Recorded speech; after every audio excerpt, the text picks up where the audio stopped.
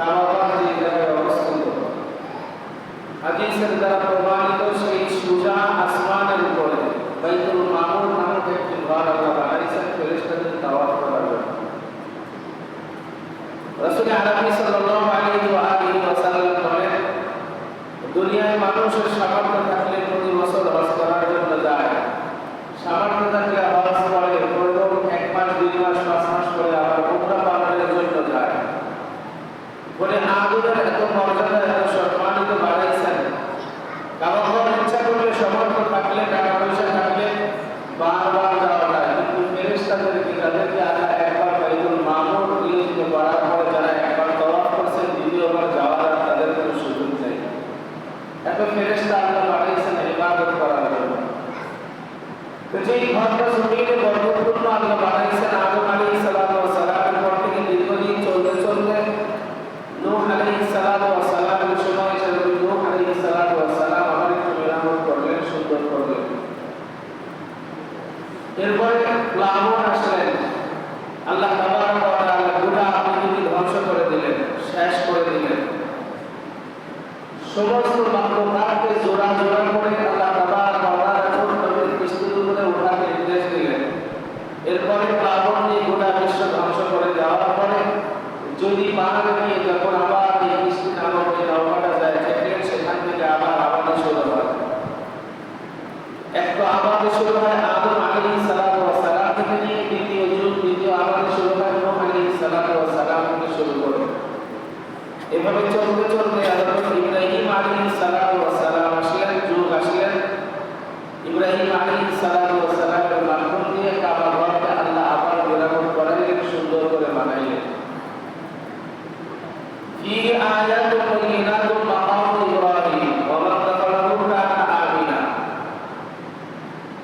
বাবা ইব্রাহিম আলাইহিস সালাতু ওয়াস সালামের পায়ের চিহ্ন এখনো কাবা ঘরের পাশে পাওয়া যায়। যেই পায়ের চিহ্নের পাশে 2 রাকাত নামাজ পড়া হাজিদের জন্য ওয়াজিব করে দিয়েছেন আল্লাহ তাবারক ওয়া তাআলা।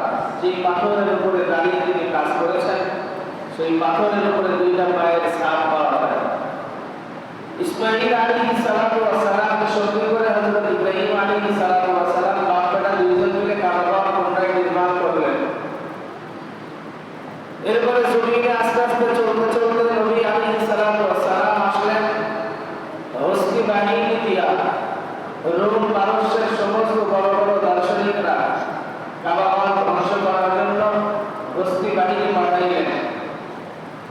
আল্লাহ তাবারক ওয়া তাআলা নবী আলাইহিস সালাতু ওয়াস সালাম যখন জমিনে আসলেন কাবা ঘরের দায়িত্ব ছিলেন আব্দুল মুত্তালিবের কাছে। নবী আলাইহিস সালাতু ওয়াস সালামের দাদাদের কাছে কাবা ঘরের চাবি থাকতেন, কাবা ঘর রক্ষণাবেক্ষণ করতেন তিনি। তো হস্তি বাহিনী পাঠানোর পূর্বে আব্দুল মুত্তালিবের 100 উট সেই সমস্ত বাহিনীরা চুরি করে নিয়ে গেলেন। কিতাবে পাওয়া যায়, ইতিহাসে করে লেখেন। তখন আব্দুল মুত্তালিব গিয়েছিলেন যে তোমরা আমাদের উট নিয়ে আসো, আমার উটগুলো আমাকে ফেরায় দাও।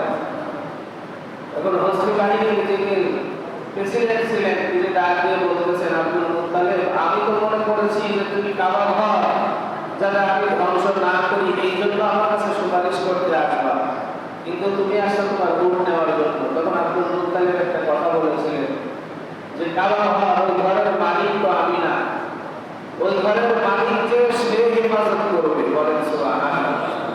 ওই ঘরের মালিক তো আমি না, আমি ঘোড়ার মালিক, আমি উটের মালিক, আমার উট নিয়ে আসতো, আমাকে উট দিয়ে দাও।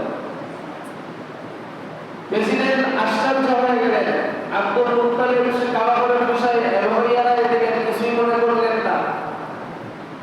আল্লাহ তাবারক ওয়া তাআলার নির্দেশে ছোট্ট আবাবিলের পাখির দ্বারা তারকিব বিহিজারাতিন মিন সিজিল, আবাবিল পাখির ঠোঁটের মাধ্যমে তাফসীরের ভিতরে আসছে এক এক পাখির ঠোঁটের ভিতরে 3টা করে পাথর ছিল। জমিনে বর্ষণ করেছেন। যেই লোক পরিহিত অবস্থায় সৈন্যরা হাতির উপরে ছিল তাদের মাথা ভেদ করে শরীর থেকে নিয়ে হাতি পর্যন্ত 2 টুকরা হয়ে 2 পাশে পড়ে গেছে। কাবা ঘর ধ্বংস করতে পারে না। সেই কাবা ঘর এখনো নির্মাণ এখনো সেই অবস্থায় আছে। নবী আলাইহিস সালাতু ওয়াস সালাম পরবর্তীতে নবুয়ত প্রাপ্ত হওয়ার পরে আস্তে আস্তে কাবা ঘর আবার পুনর্নির্মাণ করলেন। সেই কাবা ঘর আল্লাহ তাবারক ওয়া তাআলা বান্দারা তাওয়াফের জন্য যায়। আল্লাহ তাবারক ওয়া তাআলা বলেন, ওয়ালিল্লাহি আলান নাসি হিজ্জুল বাইতি মান ইসতাতাআ ইলাইহি সাবিলা। আমি আল্লাহর রাস্তায় তোমরা হজ পালন করার জন্য যাদের সামর্থ্য আছে আল্লাহর রাস্তায় এখানে আসো, এসে তোমরা হজ করে যাও। রাহমাতুল আলামিন নবী সাইয়্যিদুনা মুহাম্মদুর রাসূলুল্লাহ সাল্লাল্লাহু আলাইহি ওয়া আলিহি ওয়াসাল্লাম বলেন, মান হাজ্জা লিল্লাহি ফালাম ইয়ারফাস ওয়া লাম ইয়াফসুক রাজা'a কায়রুন ওয়া লা তাদরু উম্মু। যেই ব্যক্তি হজ আল্লাহ তাবারক ওয়া তাআলার নির্দেশ করার জন্য আসবে, একমাত্র তাকেই সন্তুষ্ট করার জন্য আসবে, কোনো ফাহিশা কাজ করবে না, কোনো অনর্থক কাজ করবে না। রাসূল বলেন, রাজা'a কায়রুন ওয়া লা তাদরু উম্মু। ওই ব্যক্তি হজ পালন করার পরে যখন বাড়িতে চলে যাবে, আল্লাহ তার আমলনামাকে গুনাহ এমন ভাবে মুছে দিবে যেমন সবেমাত্র একটা ছোট্ট নাবালক সন্তান মায়ের পেট থেকে জন্মগ্রহণ করে দুনিয়ায় আসছে, যার আমলনামায় যেমন কোনো গুনাহ নাই, একজন হাজী সাহেব সে যদি এমন নিয়ত করে আল্লাহকে সন্তুষ্ট করার জন্য হজ পালন করে, কোনো ফাহিশা কাজ না করে সেখান থেকে বিদায় নেয়, রাসূল বলেন সেই ব্যক্তি ওই ছোট্ট শিশুর ন্যায় তার আমলনামায় কোনো গুনাহ আল্লাহ রাখে না। বলেন সুবহানাল্লাহ। এজন্য সম্মানিত হাজিরিন, হজের মৌসুম সামনে আসতেছে, যাদের সামর্থ্য আছে, যাদেরকে আল্লাহ টাকা পয়সা অর্থ করে দিয়েছেন, তাদের হজ পালন করা বড় জরুরি। হজ আল্লাহ তাবারক ওয়া তাআলার একটা নির্দেশ। ইসলামী ভিত্তির ভিতরে চতুর্থ নাম্বার ভিত্তি স্থাপন করা হয়েছে হজ করা। হজ আল্লাহ তাবারক ওয়া তাআলার বড় একটা নৈকট্যশীল একটা ইবাদত। ওখানে গেলে মানুষ দুনিয়াতে কোনো চিন্তাধারা থাকে না, শুধু কাবা ঘর দেখার পরে যে শব্দগুলো বলে, লাব্বাইক আল্লাহুম্মা লাব্বাইক ইন্নাল হামদা ওয়ান নি'মাতা লাক লা শারীকা লাক, এটা যে কি একটা বড় দৃশ্য, কি যে একটা বড় অবস্থা, আসলে সেখানে না গেলে সেটা বোঝা যাবে না। এজন্য সম্মানিত হাজিরিন, আল্লাহ তাবারক ওয়া তাআলা নবী সাইয়্যিদুনা মুহাম্মদুর রাসূলুল্লাহ সাল্লাল্লাহু আলাইহি ওয়া আলিহি ওয়াসাল্লাম হাদিসের ভিতরে বলেন, ইন্না লিল্লাহি মালাইকাতান সাইয়্যাহিনা ফিল আরদি ইউবাল্লিগুনা মিন উম্মাতিস সালাম।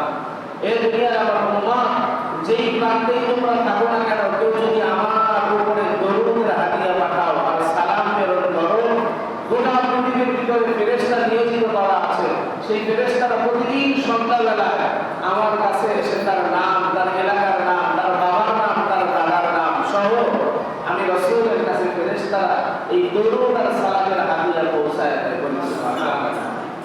আর এই দরুদের হাদিয়া, সালামের হাদিয়া পৌঁছায় দেয়।